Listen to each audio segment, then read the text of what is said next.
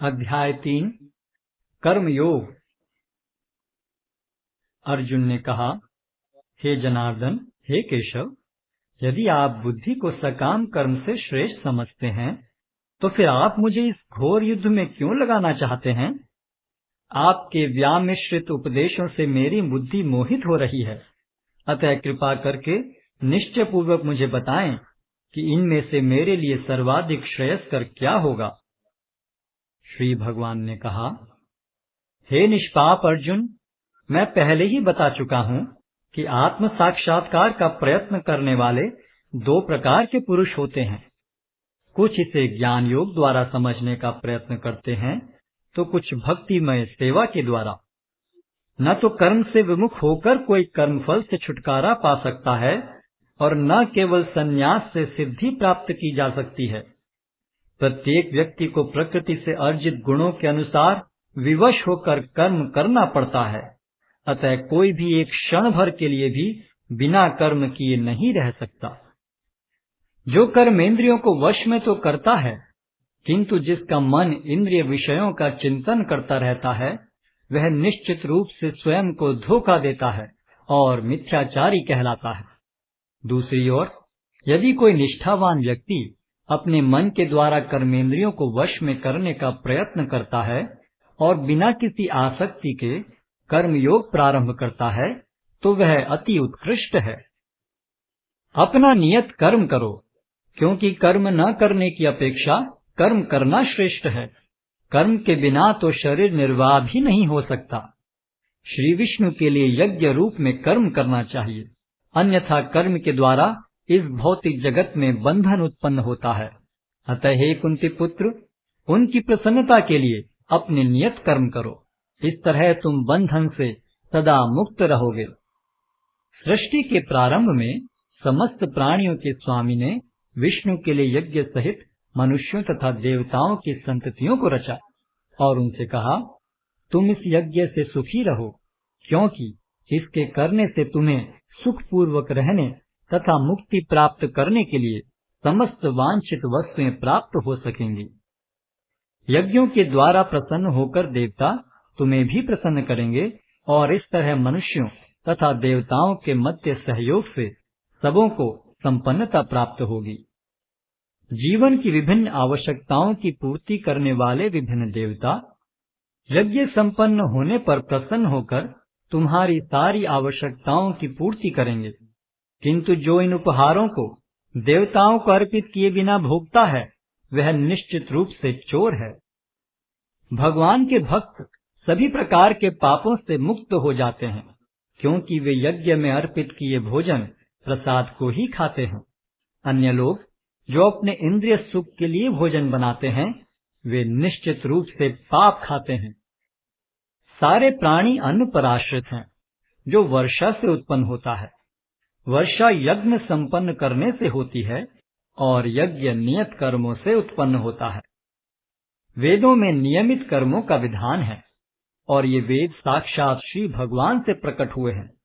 फलतः सर्वव्यापी ब्रह्म यज्ञ कर्मों में सदा स्थित रहता है।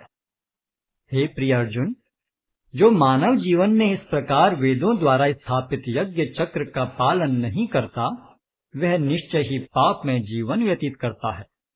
ऐसा व्यक्ति केवल इंद्रियों की तुष्टि के लिए व्यर्थ ही जीवित रहता है।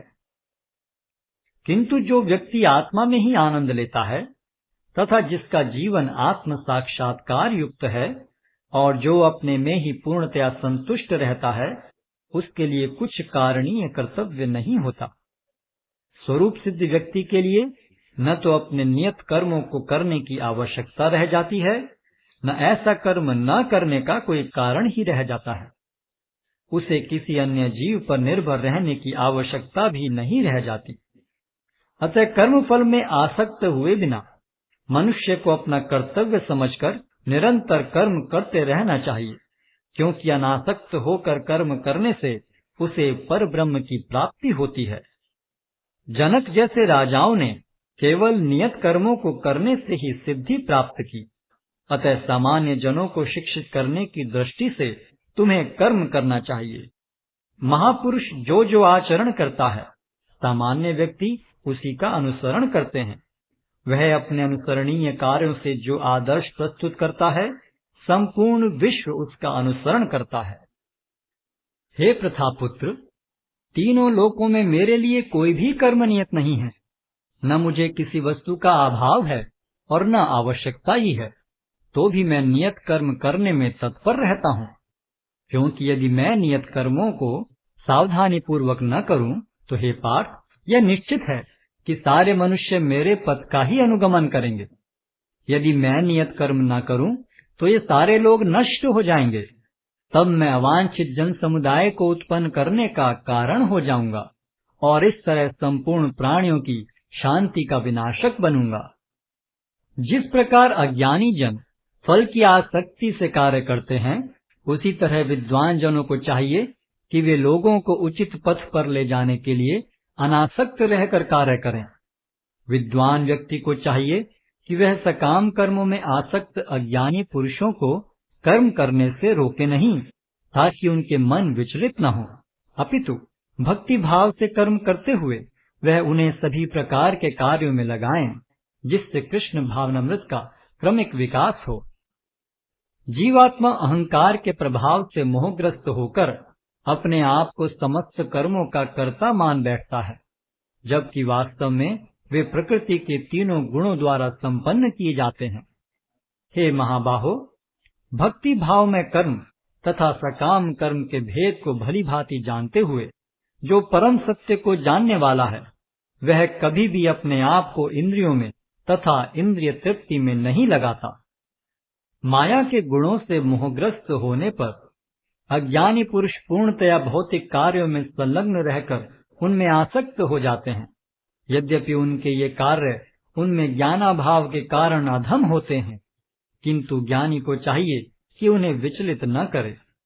अतः हे अर्जुन, अपने सारे कार्यों को मुझ में समर्पित करके मेरे पूर्ण ज्ञान से युक्त होकर लाभ की आकांक्षा से रहित, स्वामित्व के किसी दावे के बिना तथा आलस्य से रहित होकर युद्ध करो।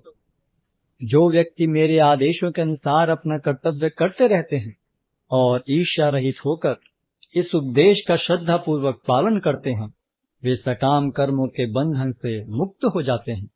किंतु जो ईर्ष्यावश इन उपदेशों की उपेक्षा करते हैं और इनका पालन नहीं करते, उन्हें समस्त ज्ञान से रहित, दिग्भ्रमित तथा सिद्धि के प्रयासों में नष्ट भ्रष्ट समझना चाहिए।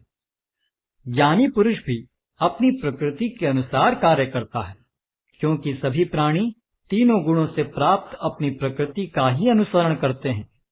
भला दमन से क्या हो सकता है? प्रत्येक इंद्रिय तथा उसके विषय से संबंधित राग द्वेष को व्यवस्थित करने के नियम होते हैं। मनुष्य को ऐसे राग तथा द्वेष के वशीभूत नहीं होना चाहिए, क्योंकि ये आत्म साक्षात्कार के मार्ग में अवरोधक हैं। अपने नियत कर्मों को दोषपूर्ण ढंग से संपन्न करना भी अन्य के कर्मों को भली भांति करने से श्रेयस्कर है। स्वीय कर्मों को करते हुए मरना पराये कर्मों में प्रवृत्त होने की अपेक्षा श्रेष्ठतर है, क्योंकि अन्य किसी के मार्ग का अनुसरण भयावह होता है। अर्जुन ने कहा, हे वृष्णिवंशी, मनुष्य न चाहते हुए भी पाप कर्मों के लिए प्रेरित क्यों होता है? ऐसा लगता है कि उसे बलपूर्वक उनमें लगाया जा रहा है। श्री भगवान ने कहा, हे अर्जुन, इसका कारण रजोगुण के संपर्क से उत्पन्न काम है, जो बाद में क्रोध का रूप धारण करता है और जो इस संसार का सर्वभक्षी पापी शत्रु है। जिस प्रकार अग्नि धुएं से, दर्पण धूल से अथवा भ्रूण गर्भाशय से आवृत रहता है, उसी प्रकार जीवात्मा इस काम की विभिन्न मात्राओं से आवृत रहता है।